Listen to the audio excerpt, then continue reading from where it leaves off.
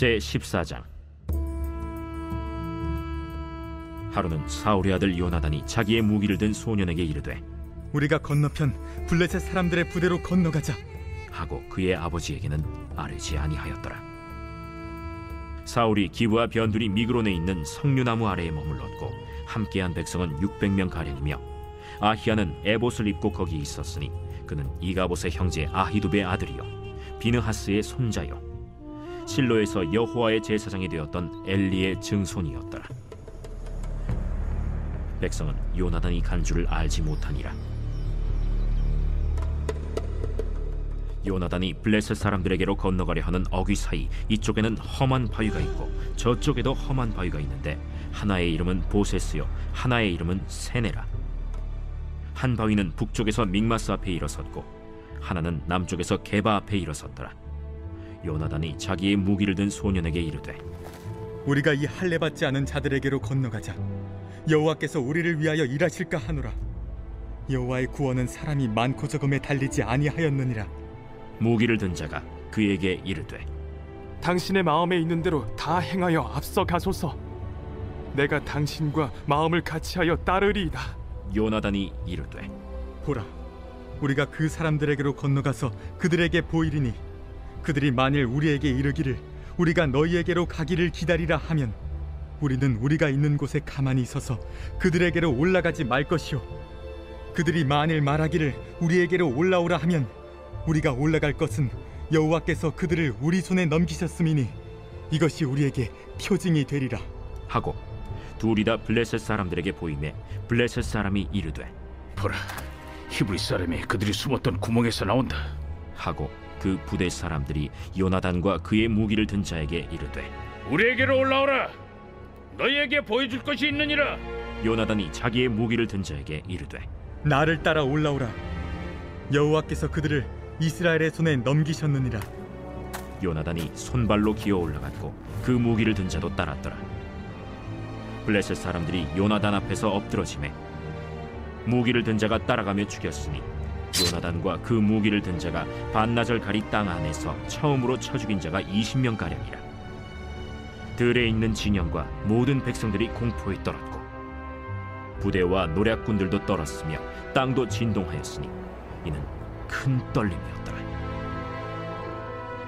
베냐민 기브아에 있는 사울의 파수꾼이 바라본즉 허다한 블레셋 사람들이 무너져 이리저리 흩어지더라.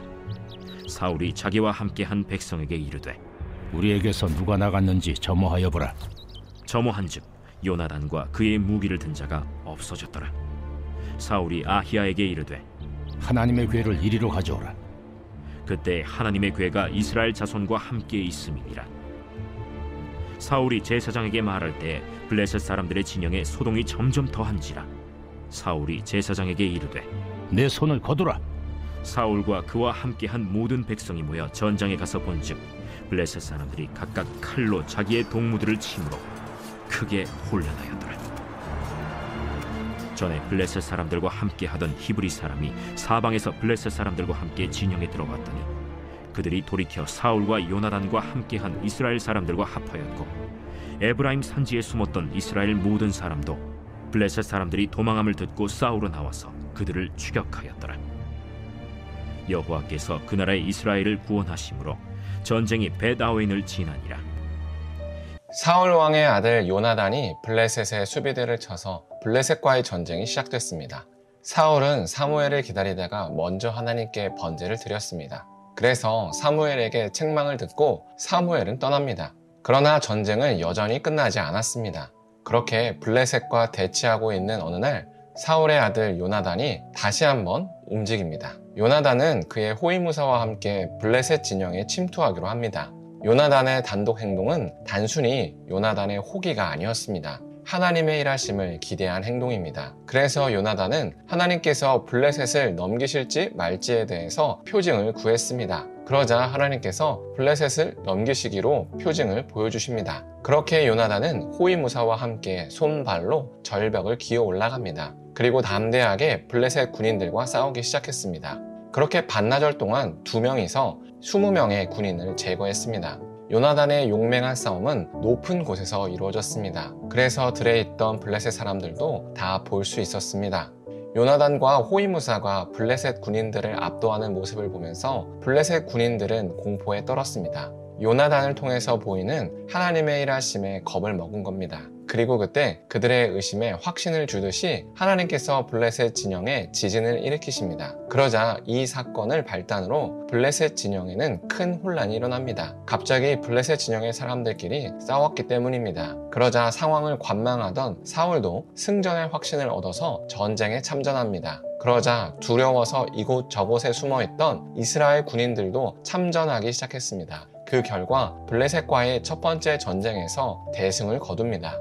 여기서 우리가 주목할 모습은 바로 요나단의 모습입니다. 요나단은 하나님의 일하심을 믿었습니다. 그래서 하나님의 일하심을 알기 위하여 표징을 구했습니다. 블레셋 사람들이 올라오라고 하면 하나님께서 블레셋 사람들을 넘기실 줄 알고 올라가겠다고 약속했습니다. 그리고 실제로 블레셋 사람들이 올라오라고 했습니다. 하나님의 뜻이 분명해졌습니다.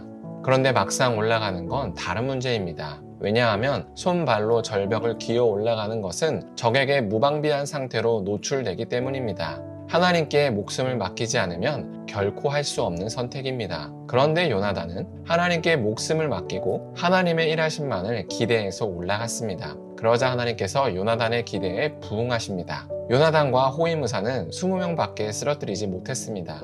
그러나 하나님께서는 상황을 이끄셔서 블레셋 진영을 크게 무찌르게 하십니다. 하나님의 일하심을 보기 위해서는 우리도 하나님의 뜻만 구하는 것이 아니라 하나님의 뜻이 명확했을 때는 아무리 위험한 미션이라도 순종해야 합니다. 우리가 순종하면 하나님께서 일하십니다. 반면 사울처럼 상황만 관망하며 오직 눈에 보이는 판세를 따라서 움직이는 사람은 결코 하나님의 일하심을 경험할 수 없습니다. 그런 사람에게는 오직 우연만 존재할 뿐입니다. 사울은 같은 전장에 있으면서도 이번 일을 운이 좋았다고 기억할 겁니다. 왜냐하면 사울은 하나님과 어떠한 대화도 하지 않았기 때문입니다. 그러므로 우리가 오늘을 살 때 하나님의 일하심을 기대해야 합니다. 하나님의 일하심은 가만히 있을 때 일어나지 않습니다. 하나님의 일하심은 하나님께 모든 걸 맡기고 움직이는 사람에게 일어난다는 사실을 기억했으면 좋겠습니다.